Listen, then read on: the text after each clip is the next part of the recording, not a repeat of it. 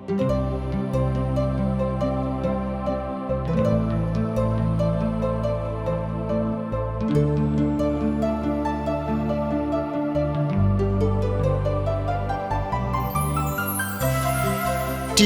का प्रस्तुति जिंदगी की राह बाइबल की पुस्तक का क्रम से अध्ययन हवे, जना में आपके उ सब मिली जीवन की परमेश्वर द्वारा बचावे और मसीह नियर जिए खातिर जरूरी है। बाइबल ए बात के बुनियादी रूपरेखा के भी साथ रखेला कि एगो विश्वासी के दूसरे के साथ कैसे जिए के बा। जे यीशु के पाछा चलेला, कृपा करके देखी सुनी ताकि परमेश्वर आपकी जिंदगी का रास्ता बतावस। प्रिय मित्र, ए अध्याय के शीर्षक है सृष्टि की कविता। वो अपना वृत्तांत के सृष्टि के बहुत ही बढ़िया कविता से शुरू होता। शायद हमने के ई कविता ठीक ना लागे, पर ई इब्रानी कविता है। ई कविता बहुते सुघर बात के वर्णन कर रहल बिया। कविता पढ़ल हमरा बहुते बढ़िया लागला। प्रिय मित्र, त एकरा बारे में जानकारी खातिर वह हमरा संगे आपन पवित्र शास्त्र बाइबल निकाल लेहनी। हाँ, तो ओमे देखी अय्यूब के किताब 28 अध्याय 1 से 3 पद ए तरी से बता रहल बा।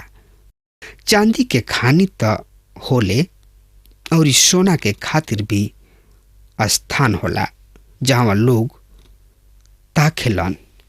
लोहा माटी में से निकालल जाला और पत्थर पिघला के पीतर बनावल जाले। मनुष्य अन्हार के दूर कर अन्हार और घोर अन्हार में पत्थर खोजलन। वहाँ पृथ्वी पर चढ़े वाला के मूलल बिसरल वो मनुष्य से दूर लटकल भूलत रहलन।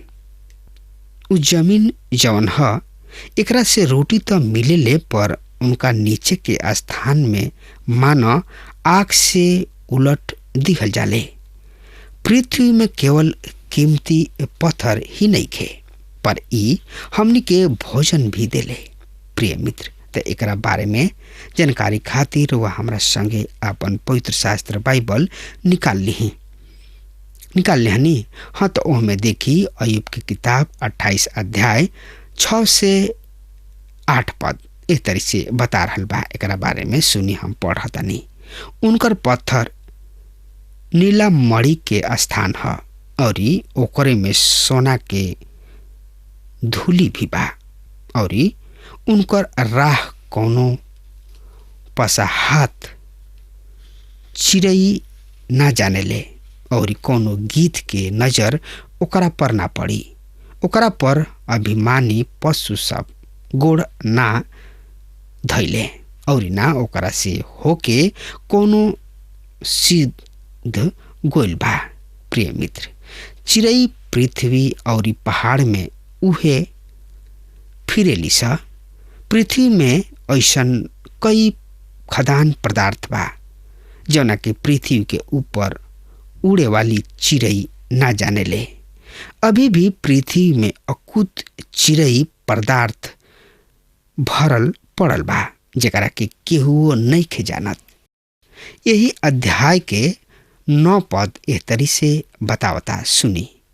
उ चकमक के पत्थर पर हाथ लगावत और पहाड़ सब के जड़ ही से उलट देले। उ चट्टान खोद के नाली बनावेलन और उनका आँखी सब के हर एगो अनमोल चीज दिखाई पड़ेला। उ नदी सब के ऐसन रोक देले कि ओकरा में से एक भी बूंद पानी ना टपकेला, और जौन कुछ छिपल बा ओकरा के उ जियाला में निकालेलन। अय्यूब पृथ्वी के बहुमूल्य पत्थर एवं खनिज के बात कर रहल बने। ये सब से बढ़ के है बुद्धि और समझ। अय्यूब जानताने कि परमेश्वर ही यह खनिज के पृथ्वी में रख ले बने, पर ये सब खजाना के स्रोत कहवा बा? ई तो बुद्धि है। प्रिय मित्र, तो एकरा बारे में और ज़्यादा से ज़्यादा जानकारी खातिर वह हमरा संगे आपन पवित्र शास्त्र बाइबल निकाल ली और उनमें देखी अयुब के किताब 28 अध्याय 12 से 14 पद इस तरी से बता रहा बा। पर बुद्धि कहवा मिल सकता और इस समझ के स्थान कहवा बा, ओकर मोल मनुष्य के मालूम नहीं खे। जिंदगी लोक में वो कतही ना मिलेला, अथाह सागर कहले ऊ हमरा में नहीं खे। अयुब अपना मित्र से कह रहल बाणे कि उनका किन्ने बुद्धि नहीं खे। ए हिस्सा के आधार पर हम अपन विचार बतावे चाहतानी। हम इ नइखी मानत कि पृथ्वी, आकाश या समुद्र में के सब वस्तु इ बात बता सकेले कि पृथ्वी के सृष्टि कब भइल। मनुष्य के इ उहवा ना मिलेले। उ इ खोज ना पाई हैं कि इ पृथ्वी कब बनल या कतना पुराना हिया। प्रिय श्रोता मित्र भाई बहन, यही अध्याय के 15 पद एह तरी से बता रहल बा। सुनी, चोखा सोना से ओकरा के मोल नइखे लिहल जा सकत और ना ओकरा दाम के खातिर चांदी जोखल जाले, ना तो ओकरा साथ गोपीर के कुंदन के बराबर हो सकेले और ना अनमोल सुलेमानी पत्थर या नीलमणि, ना सोना ना कांच ओकरा बराबर ठहर सकेला। कुंदन के गहना के बदले भी ऊ ना मिलेले। मूंगे के और स्फटिक मणि के उनका आगे का चर्चा। बुद्धि के मोल मणिक से भी अधिक है। अयुब अपना मित्र सब से जौना बुद्धि के इच्छा कर रहल बाने ऊ मनुष्य के पकड़ से परे बा। कुछ देश के पथरा ओकरा मूल्य नहीं के ठहर सकत और ना ओकरा से चोखा कुंदन के बराबरी हो सकता।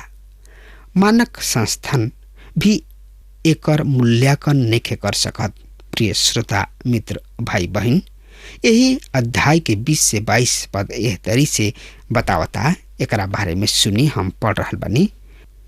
फिर बुद्धि कहवा मिल सकता और इस समझ के स्थान कहवा। उस सब प्राणी के आँख से छिपल बा और ये आकाश के चिड़ई चिरुम के देखे में ना आवेले। विनाश और मृत्यु कहले कि हम उनकर चर्चा सुन ले बानी। प्रिय मित्र, मृत्यु भी एकरा बारे में बता सकेले। एकरा से हमनी के पता चली ओह पार कुछ बा या औरी भी बहुते कुछ बा जेकरा के हम नहीं जानत। प्रिय श्रोता मित्र भाई बहन, मनुष्य मृत्यु के द्वारा पर खड़ा भइल बा।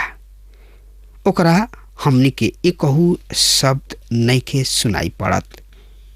जादूगर होयुदनी मरे से पहले अपना के एगो कोड शब्द देले रहन ताकि वो मृत्यु के बाद भी उनका से बातचीत कर सके। उनका मृत्यु के बाद ऐसा बहुत से लोग कहले या अइले और कहले हमरा किने तोहार मरद के और संदेश बा। उनकर मेहरारू कहत रहे कि पहले कोड बतावा। केहू भी एकरा के ना बता पावत रहे। एकर अर्थ भइल कि होयुदनी केहू से कोनो बात ना कहले रही। हमनी के भी आज ऊपर से वचन ना मिलेला। एकरा से हमनी के पता चलेला कि हमनी के सब कुछ मालूम नहीं खे। वो बहुत ही रोमांचक बात बा। प्रिय मित्र, यही अध्याय के 26 पद एह तरी से बता रहल बा। सुनी, और मेघ के खातिर विधि और गर्जन और बिजली के खातिर राह ठहरावले। प्रिय मित्र भाई बहन, कई बरिस तक लोग यह बात के गलत बता रहल बाने कि गर्जल सुने से पहले रुआ बिजली देखिना। बाद में ई पावल गोइल की प्रकाश किरण आवाज तरंग तेज चलेले, पर अभी तक लोग सोच रहल बाणे कि ई अंजोर बिजली के गड़गड़ाहट से निकलेला। कतना अद्भुत बात बा कि एक किताब के लेखक के मालूम नइखे कि ई बिजली के कड़कड़ाहट ह। 28 अध्याय के 28 पद एह तरी से बता रहल बा, सुनी। तब ऊ मनुष्य से ऊ कहले, देख, प्रभु के भय मानल ही बुद्धि है और ई बुराई से दूर रहल इहे समझ है। मनुष्य के मित्र उनकर परेशानी के ना खोज पौले। यहाँ अयुब के पाप प्रकट हो रहल बा, पर ऐसन अयुब के मित्र सोचत रहले कि ऊ ना रहे। उनका बहुते बुरा अहम के रोग लाग गइल और ई एगो बहुते ही खतरनाक बीमारी है। जब सर्वनाम हमारा बहुते मुख बन जाला। हम देख रहल बानी कि अयुब घमंड से भरल बाड़े। एकरा से पता चलता कि एगो बढ़िया आदमी के भी पश्चाताप के जरूरत बा। 29वां अध्याय में के 25 पद है। ए हिस्सा में अयुब 50 हाली मैं शब्द के प्रयोग कैले बाड़े। प्रिय श्रोता मित्र भाई बहन, अयुब के किताब 29 अध्याय के 1 और 2 पद एह तरी से एकरा बारे में बता रहल बा। अयुब औरी भी आपन गुड़ बात उठौले और कहले, भला होखित कि हमार दासा बीतल महीना के ऐसन होखित जौना दिन में ईश्वर हमार रक्षा करत रहन। जब उनकर दिया अंजोर हमरा सिर पर रहत रहे और ओकरा से अंजोर पाके हम अन्हार में चलत रही। उ तो हमार जवानी के दिन रहे जब ईश्वर की मित्रता हमरा डेरा पर प्रकट होत रहे। तब हम अपना पग के भलाई से धोवत रही और हमरा कीने के चट्टान से तेल के धारा बहल करत रहे। जब हम नगर के फाटक के ओर चल के खुला स्थान में अपना के बैठा के स्नान तैयार करत रही, तब जवान लोग हमरा के देख के लुका जात रहन और पुरनिया उठ के खड़ा हो जात रहन। हाकिम लोग भी बोले से रुक जात रहन और अपना हाथ से मुंह बंद कर लेत रहन और प्रधान लोग भी हमरा सामने चुप रहत रहन और उनकर जीभ तालू से सट जात रहे। ई बात रुआ देखनिहा अयुब के किताब 29 अध्याय के 8 से 10 पद में। प्रिय मित्र, आई अयुब एगो प्रभावशाली आदमी रहन। प्रधान लोग भी उनका के देख के खड़ा हो जात रहन और उनका के नमस्कार भी करत रहन। उन्हीं लोग चुप रहत रहन। ज्ञानवान उनकर स्थिति से भी परिचित रहन लोग। मित्र, तो एकरा बारे में और ज्यादा से ज्यादा जानकारी खातिर रुआ अपन पवित्र शास्त्र बाइबल से देखी अयुब के किताब 29 अध्याय 11 पद एह तरी से बतावता, सुनी। काहे कि जब केहू हमार समाचार सुनत रहे तब ओहनी लोग हमरा के ध्यान करत रहले और जब केहू हमरा के देखत रहे तब हमरा बारे में गवाही देत रहन। काहे कि हम दोहाई देवे वाला दिन जन के और असहाय अनाथन के भी छोड़ावत रही, जौन की नाश होखे पर रहन हमरा के आशीर्वाद देत रहन और हमरा कारण मुसलमात के मारे गावत रही सा। प्रिय मित्र, उ विधवा यानी कि मुसलमात के सहायता करत रहन। उ बहुत ही बढ़िया आदमी रहन। 14 पद ए तरी से एकरा बारे में बता रहल बा, हम अधर्म के पहिरे रहनी और उ हमरा के तापले रहन। हमरा न्याय के काम हमरा खातिर बागे और सुंदर पगड़ी के काम देत रहे। जौन लोग अयुब से सलाह मांगे आवत रहन लोग, ओहनी लोग के बढ़िया सलाह देत रहन। मित्र, आई अपना पवित्र शास्त्र बाइबल से देखी 29 अध्याय के 15 पद एह तरी से बता रहल बा। हम आनर के खातिर आँख और लंगड़ा के खातिर गोड़ ठहरावत रही। उ लंगड़ा स्कूल के अध्यक्ष और आनर स्कूल के संरक्षक रहन। प्रिय भाई बहन, उ बहुते ही जोग आदमी रहन। आज ऐसा लोगन के जरूरत बा। 16 पद एह तरी बतावता, दरिदर लोगन के हम पिता ठहरत रही और जे हमरा पहचान के ना रहे ओकरा मुकादमा के हाल हम पूछताछ क के जान लेत रही।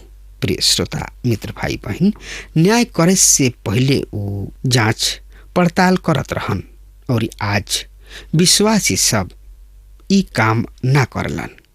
यही अध्याय के 17 पद एह तरी से बतावता, हम कुटिल मनुष्य के दाढ़ी तूर डालत रही और ओकर शिकार उनका मुंह से छीन के बचा लेत रही। उ नागरिक धर्म कानून और व्यवस्था में विश्वास करत रहन। लोग उनकर सुनत रहन। 18 से 20 पद एह तरी से बतावता, सुनी, तब हम सोचत रही कि हमार दिन बालू के तिनका के समान अनगिनित होई और अपना ही बसेरा में हमार प्राण छूटी। हमार जड़ पानी के ओर फैली और हमार दाढ़ी पर ओस रात भर पड़ी। हमार महिमा ज्यों के त्यों बनल रही और हमार धनुष हमरा हाथ में सदा नया होत जाई। अयुब कह रहल बाणे, हम एकरा के बनौले बानी। हमरा किन्ने बुढ़ापा के खातिर सब कुछ बा। हम अपना घर में मुअब और हमार दिन बालू के तिनका के समान अनगिनित होई। हम बुढ़ापा में मुअब उ सोचत रहन कि हमरा पास सब कुछ बा। हमरा किने भरल पूरल परिवार बा, बढ़िया स्वास्थ्य बा। उनका किने का नइखे।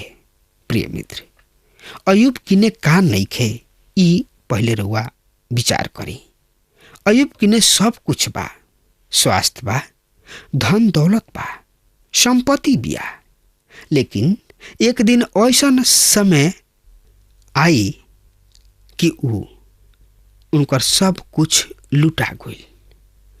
उनका परिवार पर, उनका घर पर विपत्ति के पहाड़ टूट गई। श्रोता मित्र भाई बहन, कब का हो जाई हम ई बात रउआ के नहीं बता सकत, पर हम रउआ के बस इहे बता सकतानी कि रउआ प्रभु यीशु मसीह में बनल रही और प्रभु यीशु मसीह के साथ चली। बस इहे हम कह सकतानी, कारण कि रउआ जिंदगी में कब कैसन मोड़ आ जाई कि ई बात समझ से बहरी बा।